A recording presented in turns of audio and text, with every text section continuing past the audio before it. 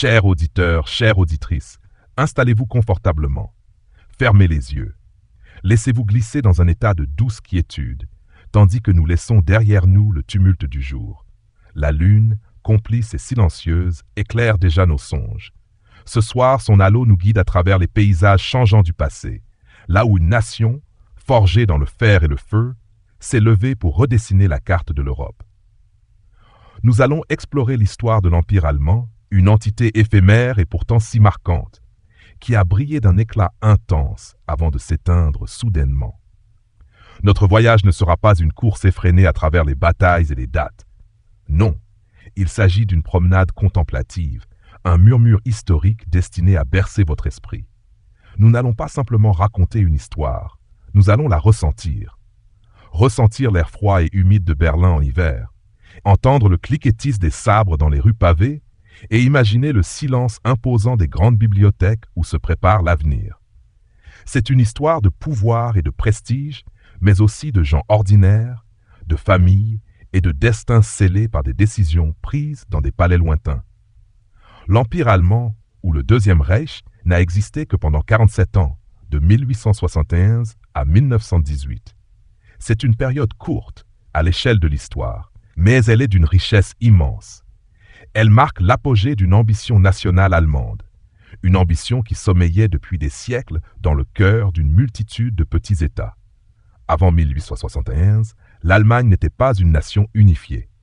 Elle était une mosaïque de royaumes, de duchés et de villes libres, chacun avec ses propres dirigeants, ses propres coutumes et ses propres rivalités. Le rêve d'unité, cependant, a toujours flotté dans l'air, alimenté par une langue et une culture communes. C'est dans ce contexte de fragmentation que des figures monumentales, des hommes aux visions audacieuses ont commencé à œuvrer. Parmi eux, un nom domine, Otto von Bismarck, le chancelier de fer.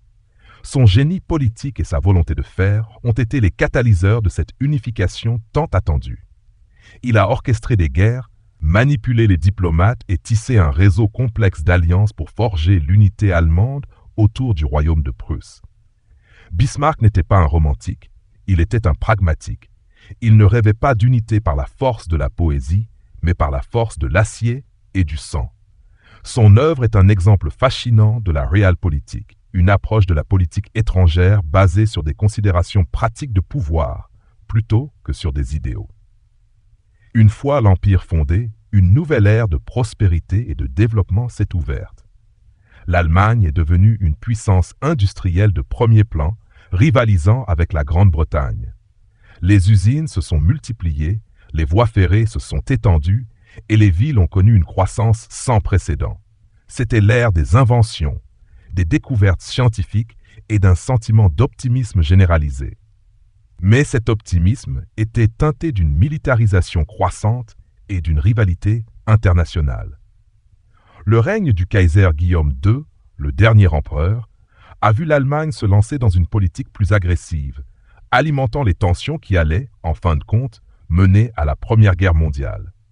Au fil de notre récit, nous allons dériver doucement à travers les salons somptueux de la cour impériale, écouter les murmures des diplomates et nous pencher sur le quotidien des ouvriers des grandes usines de la Ruhr.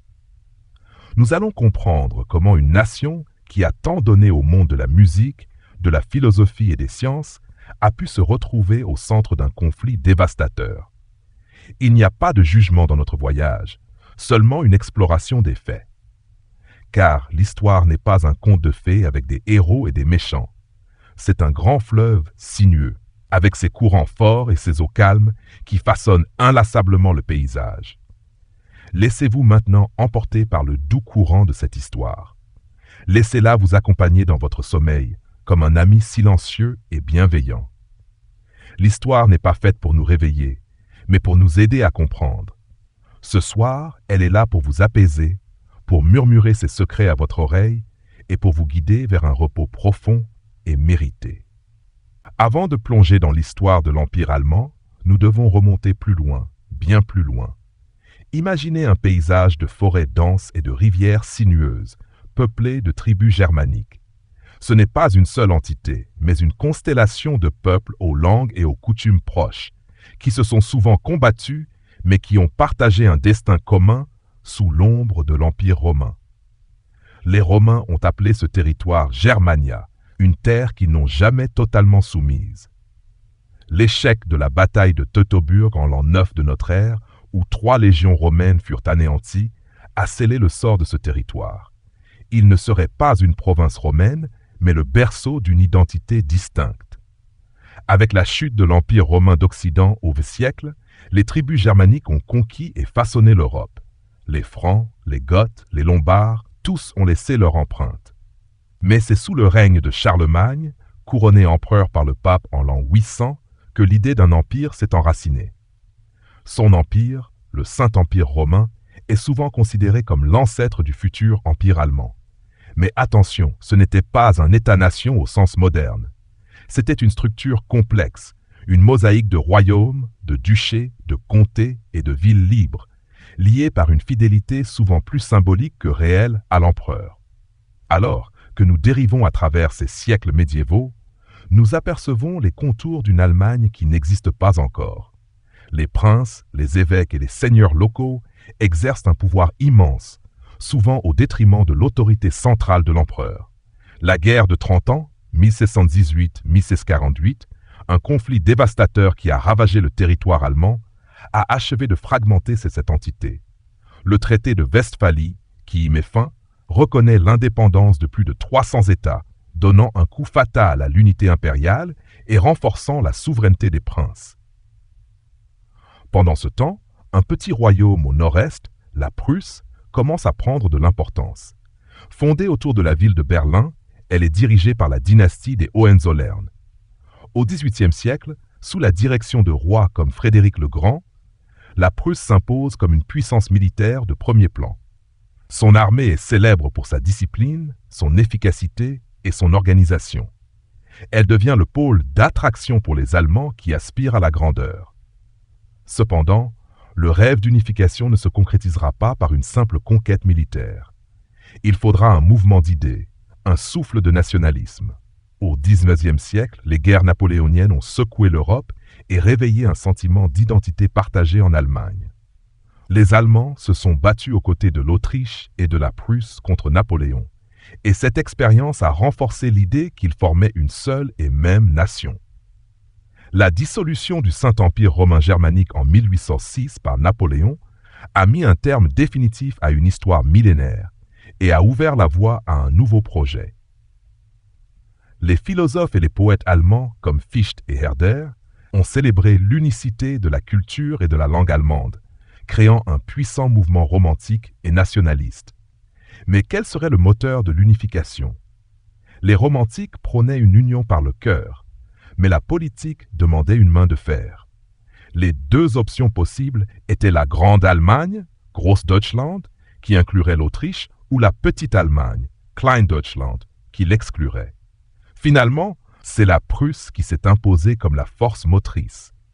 Elle était économiquement forte, militairement puissante et dirigée par des hommes d'État déterminés.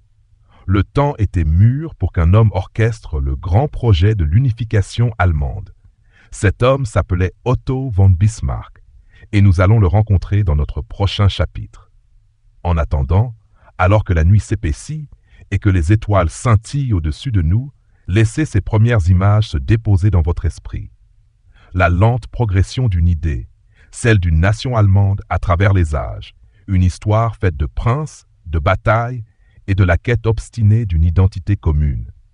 Tout comme la rivière coule et façonne la terre, le temps a sculpté les contours de cette grande nation. Laissez-vous bercer par ce murmure historique. Laissez-vous glisser vers un sommeil profond et paisible. Le nom de Otto von Bismarck résonne comme un coup de tonnerre dans l'histoire allemande. Il est l'homme qui a changé la face de l'Europe. Mais avant d'être le chancelier de fer, il était un jeune aristocrate prussien, un Junker, né en 1815. Les Junkers formaient la noblesse terrienne de l'Est de la Prusse, une classe conservatrice et militaire qui a servi de socle à la puissance de l'État. Bismarck a d'abord été un diplomate, représentant la Prusse à Francfort, à Saint-Pétersbourg et à Paris. C'est à travers ces postes qu'il a développé une vision claire et sans concession de la politique internationale. Il croyait fermement que les idéaux et les sentiments n'avaient pas leur place dans les affaires d'État. Seul le pouvoir, les intérêts et la force militaire comptaient. C'est la realpolitik dans toute sa splendeur. En 1872, le roi de Prusse, Guillaume Ier, le nomme Premier ministre. Le Parlement prussien est alors dominé par les libéraux qui refusent de financer une réforme de l'armée. Bismarck, sans hésiter, décide de gouverner sans l'accord du Parlement. Il collecte les impôts et renforce l'armée, déclarant que les grandes questions de l'époque ne se résoudront pas par des discours et des votes majoritaires, mais par le fer et le sang, Blut und Eisen. Cette phrase est devenue célèbre, symbolisant sa méthode sans compromis. Pour unifier l'Allemagne sous la bannière prussienne, Bismarck savait qu'il devait neutraliser les rivaux et rallier les autres États allemands. Il a orchestré 3 guerres successives, chacune conçue pour atteindre un objectif précis. La première fut la guerre des duchés en 1864, menée conjointement avec l'Autriche contre le Danemark. Elle avait pour but d'annexer les duchés de Schleswig et Holstein. Cette victoire partagée a permis à Bismarck d'isoler l'Autriche de l'Allemagne du Nord. Puis, en 1866, il provoqua la guerre austro-prussienne, aussi appelée la guerre des 7 semaines. La Prusse, avec son armée supérieure, infligea une défaite écrasante à l'Autriche. Le traité de Prague met fin au conflit et consacre l'exclusion de l'Autriche des affaires allemandes. La Confédération de l'Allemagne du Nord, dominée par la Prusse, est alors créée. Bismarck a ainsi accompli la petite Allemagne. Il ne restait plus qu'à rallier les États du Sud, catholiques et plus réticents à l'hégémonie prussienne. Pour cela, Bismarck avait besoin d'un ennemi commun et la France impériale de Napoléon Ier s'avérait être le candidat idéal. En 1870, une dispute diplomatique éclate à propos de la succession au trône d'Espagne. Bismarck, avec la célèbre dépêche d'Ems, manipule le texte d'un télégramme pour le rendre insultant envers la France. Piqué au vif, déclare la guerre à la Prusse. La guerre franco-prussienne de 1870-1871 est la dernière étape du plan de Bismarck. Les États du Sud se rangent aux côtés de la Prusse. L'armée allemande, dirigée par le talentueux général Helmuth von Moltke, écrase l'armée française à Sedan. Napoléon III est capturé et la France est vaincue. C'est dans l'humiliation de la France que l'unité allemande a été scellée. L'image de Bismarck, debout, en position de force, est indissociable de ce triomphe.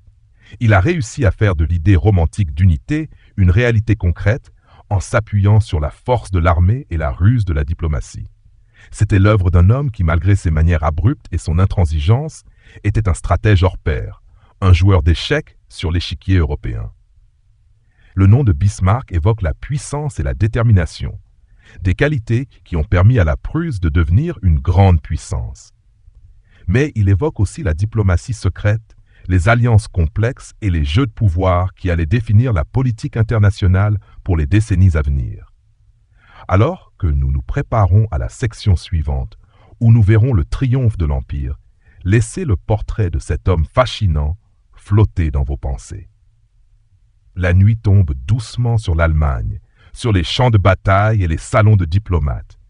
Laissez-vous glisser dans un sommeil profond, bercé par le murmure de ces vies qui ont changé le cours de l'histoire. La scène est digne d'un tableau de maître. Le 18 janvier 1871, dans la somptueuse galerie des glaces du château de Versailles, les princes allemands et les commandants militaires se sont rassemblés. L'air est chargé de tension et de fierté. Au milieu de l'assemblée, en uniforme militaire, se tient le roi de Prusse, Guillaume Ier. Il n'a pas voulu de cette couronne impériale, il a toujours préféré son titre de roi de Prusse. Mais Bismarck, avec sa détermination habituelle, a tout orchestré. C'est ici, sur le sol français, dans le palais même de Louis XIV, le roi qui a jadis menacé les États allemands, que l'unité est proclamée. C'est un acte hautement symbolique. Devant cette foule de dignitaires, Guillaume Ier est proclamé empereur allemand, Deutscher Kaiser. La cérémonie est simple mais solennelle. Un par un, les princes se sont inclinés devant lui, reconnaissant son autorité. La Confédération de l'Allemagne du Nord est dissoute et remplacée par l'Empire allemand, Deutsches Reich, qui inclut désormais les États du Sud, comme la Bavière et le Wurtemberg. Pour la première fois depuis des siècles, une grande nation allemande unifiée est née. C'est un moment de triomphe pour Bismarck, qui est acclamé comme le héros de la nation. Le nouvel empire est un État fédéral, ce qui signifie que les anciens royaumes et duchés conservent une certaine autonomie. Chacun a son propre gouvernement, sa propre législation, mais ils sont tous subordonnés à l'autorité de l'empereur et du chancelier impérial, qui est le chef du gouvernement. Le Parlement de l'Empire, le Reichstag, est élu au suffrage universel masculin. Cependant, son pouvoir est limité. Le pouvoir réel est entre les mains de l'empereur et du Bundesrat, le Conseil fédéral, qui représente les États. C'est une structure qui mélange démocratie et autoritarisme. Immédiatement après l'unification, l'Allemagne s'est lancée dans une phase de développement sans précédent. Bismarck, le guerrier, se transforme en homme d'État et en diplomate. Son objectif principal est de préserver la paix en Europe pour que le jeune empire puisse prospérer. Il met en place un réseau d'alliances complexes, le système bismarckien, conçu pour isoler la France, toujours revancharde, et pour maintenir un équilibre des puissances. Il signe des accords avec l'Autriche-Hongrie et la Russie, créant la Ligue des Trois Empereurs. C'est l'âge d'or de la diplomatie secrète, où les traités sont signés à l'abri des regards, garantissant une stabilité précaire. Mais tout n'est pas calme à l'intérieur de l'Empire. Bismarck doit faire face à de nombreux défis. D'abord, le Kulturkampf, ou combat pour la civilisation, une politique visant à réduire l'influence de l'Église catholique sur les affaires de l'État. Bismarck craignait que l'Église ne s'oppose à la primauté de l'État et ne menace l'unité du pays. Il a expulsé les jésuites, rendu le mariage civil obligatoire et a soumis les séminaires au contrôle de l'État. Mais cette politique a rencontré une forte résistance et a finalement été abandonnée, montrant que même le chancelier de fer pouvait commettre des erreurs. Un autre défi majeur est le mouvement ouvrier. Avec l'industrialisation rapide, de nouvelles usines et de nouvelles classes sociales sont apparues. Les conditions de travail sont souvent difficiles et les ouvriers s'organisent en syndicats et en partis politiques, comme le Parti social-démocrate d'Allemagne, SPD. Bismarck les perçoit comme une menace pour l'ordre social. Il promulgue des lois antisocialistes pour réprimer leurs organisations et leurs journaux, mais en même temps, il met en place des mesures sociales progressistes, comme l'assurance maladie et l'assurance vieillesse. C'est une stratégie de la carotte et du bâton qui a inspiré de nombreux États. Le paysage politique allemand était donc un mélange de conservatisme, de libéralisme et de socialisme naissant. Il y avait des tensions, des débats passionnés et des luttes de pouvoir. L'Empire était une entité jeune et pleine de contradictions. Il portait en lui les germes de sa propre destruction, mais pour l'instant, il rayonnait d'une nouvelle puissance et d'une confiance audacieuse. Alors que les images de la galerie des glaces s'estompent, nous nous glissons dans le silence de la nuit. Le son des trompettes et des acclamations se dissipe. L'histoire, comme un vent qui souffle doucement, nous berce et nous guide vers un sommeil réparateur, chargé de ces images de gloire et de puissance. Avec l'unification de l'Allemagne, la question de la succession se pose. L'empereur Guillaume Ier, le premier Kaiser, est déjà âgé. Il mourra en 1888, une année qui restera dans l'histoire comme l'année des trois empereurs. Son fils, Frédéric Truss, un libéral qui admirait le modèle britannique, ne règne que 89 jours avant de succomber à un cancer de la gorge. Son court règne est une tragédie, un si, de l'histoire qui aurait pu changer le destin de l'Europe. C'est son fils, Guillaume II, qui monte sur le trône. Un jeune homme de 29 ans, impatient, arrogant et rempli d'ambition. Le règne de Guillaume II marque une rupture. Son grand-père était un monarque prudent, Bismarck un stratège pragmatique. Guillaume II, lui, est un homme de passion et de vanité. Il ne supporte pas l'ombre de Bismarck. Il n'y a de place que pour un maître dans ce Reich, aurait-il déclaré. En 1890, il force Bismarck à démissionner. C'est la fin d'une ère. Le jeune Kaiser veut diriger l'Allemagne lui-même. Il veut que son pays devienne une puissance mondiale, une Weltmacht. C'est le début de la Weltpolitik, une politique étrangère agressive et expansionniste. Guillaume II veut que l'Allemagne ait sa place au soleil. Il se lance dans une course aux armements navals avec la Grande-Bretagne, une puissance traditionnellement dominante sur les mers. La construction de cuirassés allemands, des navires de guerre massifs, est perçue par les Britanniques comme une menace directe. C'est une erreur stratégique monumentale. Cette politique rapproche la Grande-Bretagne de la France, créant une entente cordiale qui isole l'Allemagne. Les relations diplomatiques deviennent plus tendues. Le système bismarckien, conçu pour la paix, est démantelé et remplacé par une politique d'aventurisme. Au-delà de la politique étrangère, la cour de Guillaume II est un spectacle de grandeur. Le Kaiser adore les uniformes, les parades militaires et les voyages officiels. Il est fasciné par la technologie, le progrès et la modernité. Son règne voit une explosion de l'industrialisation et l'Allemagne devient un leader mondial dans des domaines comme la chimie, l'électricité et l'ingénierie. Les villes se transforment, les grandes avenues sont construites et les usines se multiplient. Mais cette modernité est teintée de l'autoritarisme du Kaiser, qui est persuadé que le pouvoir royal est d'origine divine. La société allemande sous Guillaume II est un mélange de tradition et de modernité. Les valeurs conservatrices prussiennes, comme la discipline, l'ordre et le respect de l'autorité, sont toujours prédominantes. Mais dans les grandes villes, une nouvelle culture urbaine émerge, avec des cafés, des théâtres et une vie intellectuelle bouillonnante. La musique de Richard Strauss, l'architecture de la sécession berlinoise, tout témoigne d'une nation en pleine effervescence. Mais ce bouillonnement est aussi le symptôme de tensions profondes. La classe ouvrière, de plus en plus organisée, réclame des réformes politiques et sociales. Le nationalisme grandissant alimente un sentiment de supériorité, une conviction que l'Allemagne est destinée à un grand avenir. Alors que nous dérivons à travers cette période de splendeur et d'incertitude, nous sentons la douce brise de la mer du Nord et les fumées des usines. Les ombres des grands cuirassés se dessinent sur l'horizon. C'est un monde d'acier et de pouvoir, de rêves d'empire et de rivalité secrète. La nuit est là pour apaiser ces tensions. Laissez ces images de pouvoir et d'ambition s'éloigner doucement. Le sommeil est un havre de paix, où l'histoire se dépose comme une fine couche de poussière sur le passé. Laissez-vous glisser, profondément, paisiblement, pendant que l'empereur Guillaume II se prélasse dans les fastes de la cour et que la politique étrangère devient de plus en plus aventureuse, la véritable force motrice de l'Allemagne opère dans les usines et les laboratoires. L'Empire allemand a connu une révolution industrielle d'une ampleur sans précédent, qui l'a propulsé au rang de puissance économique mondiale, rivalisant et même dépassant parfois la Grande-Bretagne dans certains secteurs. L'unification a créé un vaste marché intérieur sans barrières douanières, encourageant le commerce et l'investissement. Les vastes gisements de charbon et de minerais de fer de la Ruhr et de la Silésie ont alimenté cette machine industrielle. La sidérurgie et l'ingénierie allemande sont devenues synonymes de qualité. Des entreprises comme Krupp et Thyssen ont produit des aciers et des machines de pointe, fournissant des rails pour les chemins de fer, des moteurs pour les navires et des machines pour les usines du monde entier.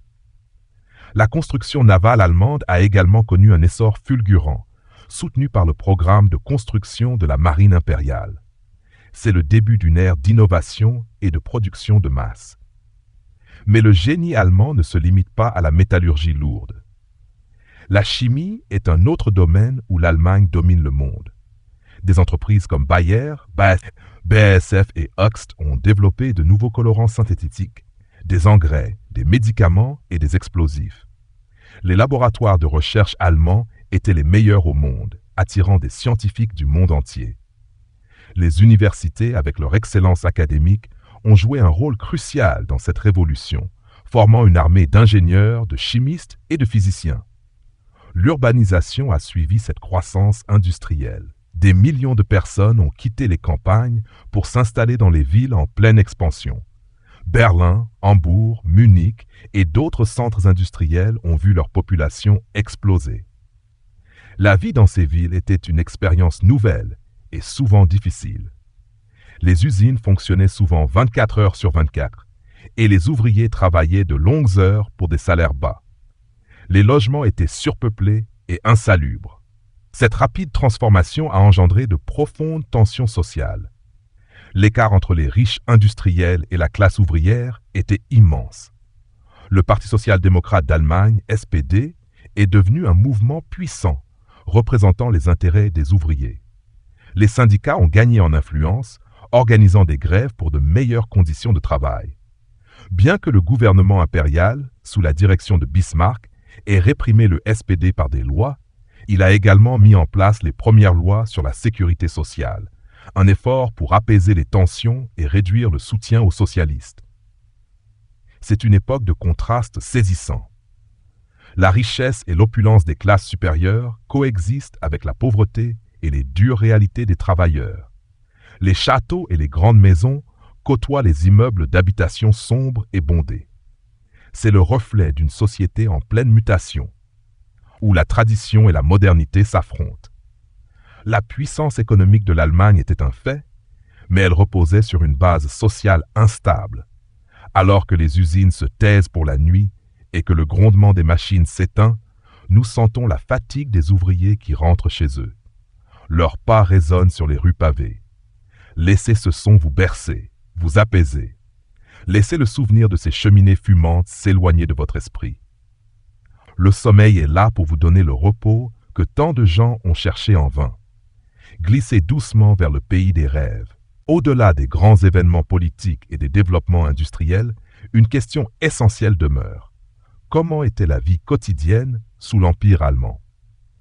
Loin des palais et des usines géantes, des millions d'Allemands vivaient des vies ordinaires, rythmées par le travail, la famille et les coutumes. La société était encore très structurée. Le statut social était souvent déterminé par la naissance et la profession. La noblesse prussienne, les Junkers, conservaient une influence considérable, surtout dans l'armée et la bureaucratie. Venaient ensuite les classes moyennes, en pleine expansion, composées de fonctionnaires, de médecins, d'avocats, d'enseignants et de commerçants. Enfin, la classe ouvrière, de plus en plus nombreuse et organisée. La vie de famille était au cœur de la société. Le père était le chef de famille incontesté et la mère s'occupait de la maison et des enfants. L'éducation des enfants était très valorisée. L'Empire a mis en place un système d'écoles publiques de haute qualité qui a contribué à élever le niveau d'alphabétisation. L'école primaire, la Volksschule, était obligatoire et accessible à tous. Le service militaire était également une étape importante dans la vie des jeunes hommes, une institution qui leur inculquait les valeurs de discipline, de loyauté et de patriotisme. C'était une force d'intégration sociale puissante. Les loisirs reflétaient la société de l'époque.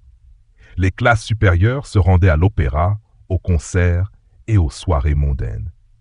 Les classes moyennes appréciaient les promenades dans les parcs, les théâtres et les cafés, où les débats intellectuels étaient courants. Pour la classe ouvrière, la vie sociale se déroulait souvent dans les pubs locaux ou dans les associations et clubs sportifs, qui étaient de plus en plus populaires. Les fêtes traditionnelles, comme la fête de la bière à Munich ou le carnaval de Cologne, étaient toujours très célébrées. La nourriture était souvent simple, mais copieuse. Le pain noir, les pommes de terre et la choucroute étaient des aliments de base. La viande, surtout le porc, était plus rare pour les familles ouvrières, mais consommée lors des fêtes et des dimanches. La bière était la boisson nationale et les Biergärten, les jardins à bière, étaient des lieux de rencontre populaires. L'architecture de l'époque, en particulier dans les villes, reflète un mélange de styles. Les bâtiments publics, comme les gares et les musées, étaient souvent construits dans un style néoclassique ou néogothique, symbolisant la grandeur et l'ambition de l'Empire. Les médias de l'époque, notamment les journaux, jouaient un rôle important dans la vie quotidienne, informant et façonnant l'opinion publique. Les journaux avaient souvent une orientation politique claire, reflétant les différentes factions de la société allemande. Le nationalisme et le patriotisme étaient des thèmes récurrents dans la presse et dans l'éducation. Les chansons patriotiques, les monuments aux morts et les défilés militaires rappelaient constamment aux citoyens qu'ils faisaient partie d'une grande nation. Alors que nous nous penchons sur ces vies, sur les rires et les chagrins dans les maisons, nous prenons conscience que l'histoire est faite de bien plus que de batailles et de traités. Elle est tissée des fils de la vie quotidienne, des vies simples, pleines d'espoir, de travail et d'amour. La nuit est là pour envelopper ces vies d'un voile de douceur. Laissez le murmure de ces voix du passé vous accompagner vers un sommeil doux et reposant. Le sommeil est une porte vers un autre monde, un monde de tranquillité où les images du passé se fondent dans les rêves. Alors que le bruit des usines se dissipe et que la vie quotidienne s'apaise pour la nuit, notre voyage nous mène dans les salons et les bibliothèques. Car l'Allemagne de cette époque n'était pas seulement une puissance économique et militaire, c'était aussi un foyer de créativité et d'innovation intellectuelle. L'Empire allemand a été le témoin d'un véritable âge d'or culturel et scientifique. L'excellence académique allemande était renommée dans le monde entier. Des universités comme Berlin, Heidelberg et Leipzig attiraient les meilleurs esprits, et c'est dans leurs laboratoires que des découvertes fondamentales ont été faites. Dans le domaine de la physique, des noms comme Wilhelm Röntgen, qui a découvert les rayons X en 1895, ou Max Planck, qui a jeté les bases de la théorie quantique, ont révolutionné notre compréhension du monde. La chimie, comme nous l'avons déjà mentionné, était dominée par l'Allemagne, avec des innovations qui ont touché l'agriculture, l'industrie et la médecine. L'ingénierie allemande, avec le développement de l'automobile par Karl Benz et Gottlieb Daimler, a ouvert une nouvelle ère de la mobilité. Ces inventeurs, ces scientifiques, étaient les architectes d'un futur que nous habitons encore aujourd'hui. La philosophie allemande a également rayonné. Des penseurs comme Friedrich Nietzsche, avec ses idées sur la volonté de puissance et le surhomme, ont eu une influence considérable, bien que souvent mal interprétée.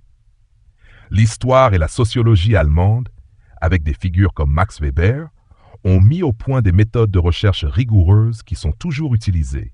C'était une époque où les idées étaient un moteur de progrès, une période où l'esprit humain explorait ses limites.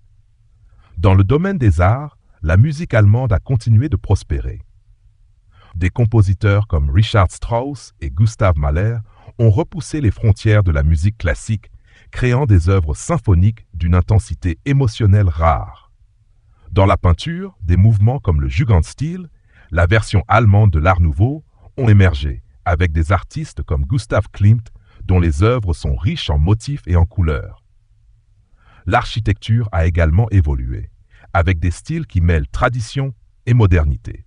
La littérature n'était pas en reste. Des auteurs comme Thomas Mann ont écrit des romans qui explorent les angoisses et les espoirs de la classe moyenne, capturant l'esprit de l'époque. La poésie, avec des figures comme Rainer Maria Rilke, a exploré des thèmes existentiels et spirituels. C'était une période où l'âme allemande, tout en étant attachée à son héritage, cherchait à s'exprimer dans des formes nouvelles et audacieuses. Mais ce rayonnement culturel et scientifique était teinté d'une certaine tension. D'un côté, il y avait un profond respect pour la tradition et l'ordre. De l'autre, une envie de modernité, de progrès et de changement. Cette dualité se reflétait dans l'art, la politique et la vie quotidienne. Les artistes et les intellectuels, souvent en marge de l'establishment, étaient parfois perçus avec suspicion par les autorités impériales. Alors que nous nous reposons, les voix de ces grands esprits s'éteignent. Le son d'un piano s'éloigne, la lumière d'un laboratoire s'éteint. Nous sommes en paix. Dans le silence de la nuit, laissez ces images de génie et de beauté s'éloigner, glissant doucement vers l'oubli. Elles sont le fondement de notre monde, les étoiles qui brillent dans le ciel de notre connaissance. Laissez-vous porter par elles vers le sommeil. Alors que la nuit avance, nous nous approchons de la fin de notre voyage. Les années qui précèdent 1914 sont chargées d'une atmosphère de plus en plus tendue. Le système d'alliance complexe de Bismarck, conçu pour isoler la France, s'est effondré avec le règne de Guillaume II. La politique de la Weltpolitik, la construction de la marine de guerre et l'attitude belliqueuse du Kaiser ont isolé l'Allemagne. La France et la Grande-Bretagne se sont rapprochées pour former l'entente cordiale, puis avec la Russie, la triple entente. L'Allemagne, avec son allié principal, l'Autriche-Hongrie, se retrouve encerclée par des puissances rivales. À l'intérieur, la société allemande est minée par des divisions. Le nationalisme est en plein essor, alimenté par la propagande de l'État et des organisations pangermanistes qui rêvent d'une grande Allemagne et de l'expansion coloniale. La classe ouvrière et le Parti social-démocrate, bien que le plus grand parti du Reichstag, sont toujours marginalisés du pouvoir. Le fossé entre le peuple et le gouvernement impérial est de plus en plus profond. Le Kaiser, avec sa personnalité imprévisible et ses déclarations maladroites, est de plus en plus perçu comme un chef de guerre plutôt que comme un guide pour la paix. L'assassinat de l'archiduc autrichien François Ferdinand à Sarajevo en juin 1914 est l'étincelle qui a mis le feu aux poudres. Ce fut le début d'une série d'événements diplomatiques désastreux. L'Allemagne a donné un chèque en blanc à l'Autriche-Hongrie pour qu'elle puisse agir contre la Serbie. Les avertissements de la Russie, alliée de la Serbie, n'ont pas été écoutés. Les nations européennes, prisonnières de leurs alliances et de leur mobilisation militaire, se sont glissées inexorablement vers le conflit. Le 4 août 1914, la Grande-Bretagne déclare la guerre à l'Allemagne. La Première Guerre mondiale commence. Initialement, la guerre est accueillie avec une vague de patriotisme. Les jeunes Allemands s'engagent en masse dans l'armée, convaincus que le conflit sera court et qu'ils rentreront chez eux pour Noël. Mais la guerre des tranchées, longue, sanglante et dévastatrice, brise cet espoir. Les pertes humaines sont immenses. Le blocus naval britannique paralyse l'économie allemande, provoquant des pénuries alimentaires et des difficultés pour la population. La fin de l'Empire allemand est un effondrement. À la fin de 1918, l'armée est épuisée et l'arrière du pays est en proie à des révoltes et des grèves. Le moral est au plus bas. Les marins de la marine impériale se mutinent à Kiel. L'empereur Guillaume II, voyant que son autorité s'est évanouie, abdique le 9 novembre 1918 et s'enfuit aux Pays-Bas. C'est la fin du Deuxième Reich. Un gouvernement provisoire est formé et proclame la République de Weimar. L'armistice est signé le 11 novembre 1918. Le rêve d'un grand empire allemand, forgé dans la gloire de 1871, s'est brisé dans le chaos et la défaite. La guerre a été la conclusion brutale et tragique de l'histoire du Reich. La chute de l'Empire marque la fin d'une époque de monarchie et d'aristocratie en Allemagne. C'est la fin d'un monde. La nuit est là. Elle est le témoin silencieux de la chute des empires et du changement. La lumière de la lune éclaire les ruines des rêves et des ambitions. Laissez le souvenir de ces grands moments s'estomper. Le sommeil est une évasion, un lieu où la lourdeur du passé s'allège. Glissez doucement vers un repos bien mérité. La nuit est maintenant à son plus profond et le silence est complet. Nous avons parcouru les 47 années d'existence de l'Empire allemand et il est temps de contempler son héritage. La chute de l'Empire en 1918 n'a pas mis fin à l'histoire de l'Allemagne, mais elle a ouvert un nouveau chapitre, lourd de défis et de leçons. Le traité de Versailles de 1919, imposé par les puissances victorieuses, a humilié l'Allemagne et a entraîné de lourdes réparations, créant un ressentiment profond qui allait se développer dans les décennies suivantes. La République de Weimar, qui a succédé à l'Empire, a été une démocratie fragile, minée par l'instabilité économique et politique. Cependant, l'héritage de l'Empire ne se résume pas à la guerre et à la défaite. L'Allemagne moderne porte encore de nombreuses traces de cette période. Les lois sociales, comme les assurances maladie et vieillesse, mises en place par Bismarck, sont le fondement du système de protection sociale allemand actuel. Les grandes entreprises, comme Siemens, Bosch ou Bayer, ont leurs racines dans cette ère de révolution industrielle et d'innovation. Le système d'éducation et la tradition de la recherche scientifique excellence qui ont fait la force de l'Allemagne ont également été mises en place sous le Reich. L'architecture des grandes villes, comme Berlin ou Hambourg, conserve de nombreux bâtiments publics majestueux construits à l'époque impériale, des musées, des gares et des quartiers entiers qui témoignent d'une époque d'ambition et de grandeur. Les uniformes militaires, la culture de l'armée et la notion de discipline qui y était associée ont imprégné la société allemande pour des décennies. La musique, la littérature et l'art de l'Empire continuent de faire partie intégrante du patrimoine culturel allemand et mondial. Le souvenir de l'Empire allemand est complexe. Pour certains, il évoque une époque de gloire, de puissance et de prospérité, l'âge d'or d'une nation qui a su se relever après des siècles de fragmentation. Pour d'autres, il est associé à l'autoritarisme, au nationalisme et à la militarisation, des forces qui ont conduit le pays vers la catastrophe. Il est impossible de séparer l'héritage du Reich de la Première Guerre mondiale et des événements qui ont suivi. L'histoire de l'Empire allemand nous enseigne que le pouvoir et l'ambition, s'ils ne sont pas tempérés par la sagesse et la prudence, peuvent conduire à la destruction. C'est un rappel que les nations, tout comme les individus, sont faites de contradictions et de paradoxes. La force qui a forgé l'unité de l'Allemagne a également porté en elle les germes de son isolement et de sa chute. L'histoire n'est pas un jugement, mais une source de compréhension. Nous avons maintenant parcouru le chemin en entier, du passé fragmenté de l'Allemagne à la grandeur de l'Empire, puis à sa chute précipitée. Nous avons rencontré les figures qui ont façonné ce destin, écouté le bruit des machines et admiré la beauté de l'art. Maintenant, il est temps de se reposer. L'histoire, avec ses murmures et ses secrets, nous a guidés vers le calme de la nuit. Laissez les images de ce voyage s'estomper et se fondre dans vos rêves. Laissez-vous bercer par le silence et l'apaisement qui vous entourent.